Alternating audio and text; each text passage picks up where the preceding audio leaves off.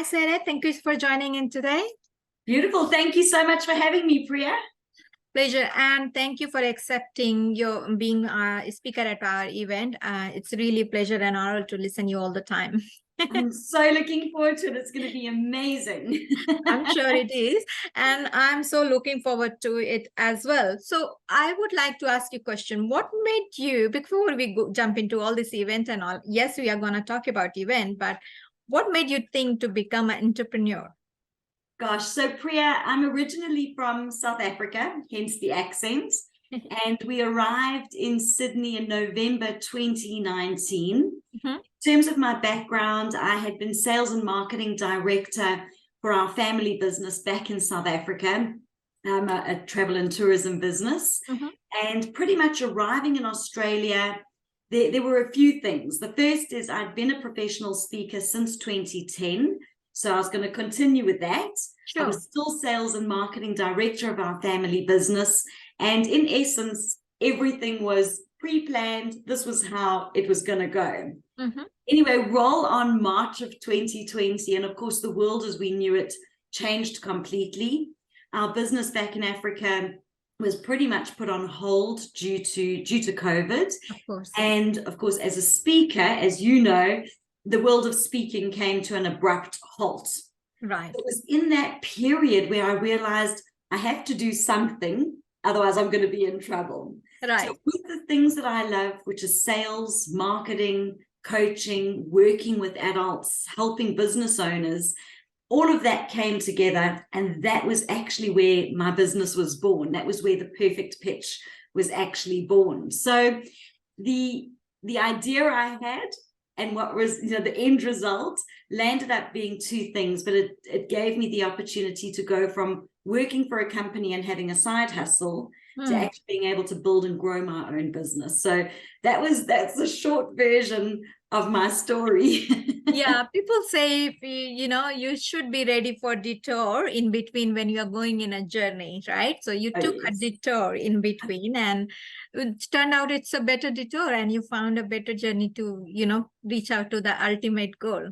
Absolutely. I think I found my passion in a way to really use that passion, not just for my own advantage, but to impact thousands of business owners locally, nationally, and globally. And that's, it's a real privilege to do that. Of course. And, people do value what you offer for sure, including me.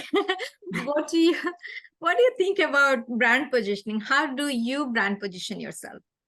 So I think brand positioning is really important. My thoughts and feelings on it are, we live in a world where all of us are humans have this sense of instant gratification. Right.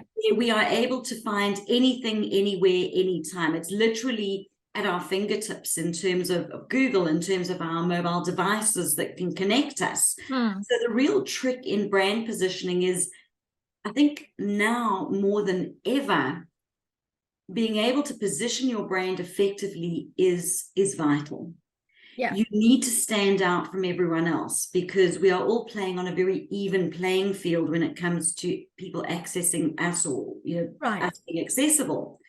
So in terms of my own branding, I mean, you obviously look at the things that are the visual things. Yeah. I reached out to a branding expert to establish my colors. I'm obviously obsessed with pink, but realized from a branding position, pink was probably not the best color in terms of who my audience was, as an example. Yeah. So I engaged with a company who helped me with my branding, who helped me with my look and feel, with my logo, so that as my brand develops and as more and more people access my world, it's really clear when they see that branding who I am. And of course, the other side of branding is probably the intangibles, is the things you cannot actually, see, taste, touch, feel, hear. It's things like integrity, doing the right thing, doing what you say you're going to do. Because ultimately, if you pull all of your branding out, people do business with people. And you want to be not only the go-to person, but the go-to person who can be trusted. Right. Right. So I look at branding a little bit differently in terms of the tangibles and the non-tangibles. Right. And I mean, I'm a big believer of creating evangelist, right? So evangelist is something when you just not like and like comment on something like, oh, I'm good, you are good with us and I'm very good and we can be a good partner and all those things. It goes very, very beyond. We talk about brand positioning in terms of when you go more than trust and advocacy, you know, like for example, I mean, I'm not sure it's the best example for Mercedes. Like, I'm a big fan of it. I cannot own it right now, but I like it because I have trusted it and I've been following that brand for so long, so many years. It will be my dream car, right? That's evangelist. I'm still dreaming, you know. There are so many products people dream for just because they have created that perception about it, you know. 100%. And even on that, where you take, you know, it's like I often say to people, not everybody's buying from you today. Not everybody needs what you're selling today. Not everybody, the Mercedes, can afford what you're selling today. But it's about maintaining that brand, maintaining that position, so that when people are actually ready to hand over the cold hard cash, that you are kind of top of mind for those people. So working towards it, it's a process, it's a journey. Absolutely. And what do you think about events? Like, what made you think to go to 8 particular business events or corporate events?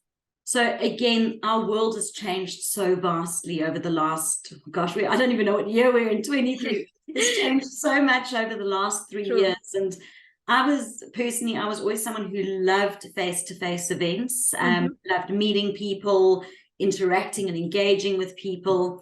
Moving online was quite different. It was, you know, seemed very staid in a way, and you had to be really specific.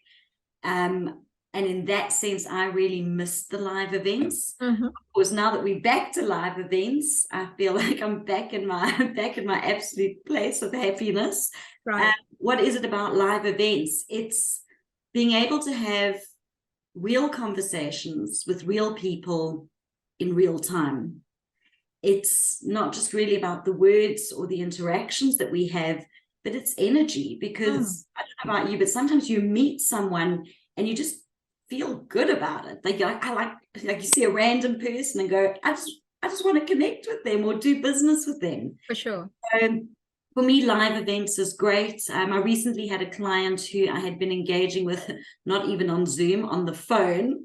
And when he met me, he said, now that I've met you, I absolutely want to do business with you. And again, it was just that reminder that people actually want to do business with real people in real time. And live events, people.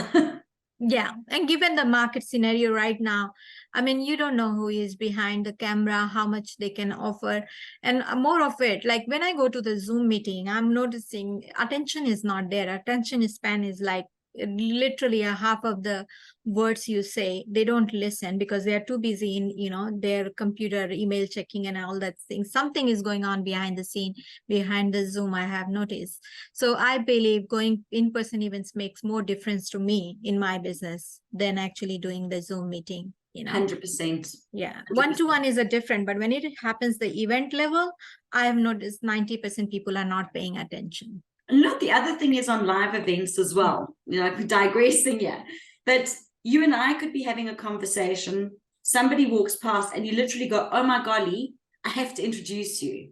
Yeah. And it doesn't work like that online. Right. When you're face to face, your little group of, you know, your group of 2 can grow to a group of 5 or 6. And obviously the more brains, the brains trust, lots of magic happens in that space. That's the power of a live event.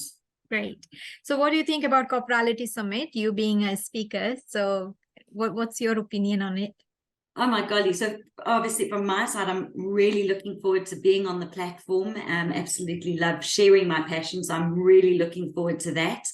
The bigger picture of that, once you're off the platform, is it's an opportunity to interact with and meet other high quality, like-minded business owners who you can potentially either do business with, recommend them to, or come up with, collaborations, opportunities where everybody wins. So I'm just looking forward to meeting everybody. I'm looking forward to engaging and interacting and just having some good old people face-to-face time. Right. So I'm so looking forward to it as well. And it will be honored to share the stage with you. Before we close, what would you like to say to the audience? Okay, so if you have not yet booked your tickets, absolutely get online. I'm sure there's something to click. Priya's all over it, but get there. It is now the time to connect, to collaborate, and to conquer. So if you have not booked yet, I personally am looking forward to meeting you there. Cannot wait to connect and cannot wait to share my passion. Looking forward, everybody. Please join us on Sarah is speaking on 18th, and we will be sharing a lot of knowledge and collaboration and networking opportunity with the fun, food and fun for sure. So looking forward to meet you all. Thank you so much for joining in today. Beautiful. Thank you, Priya. Looking forward to seeing you there.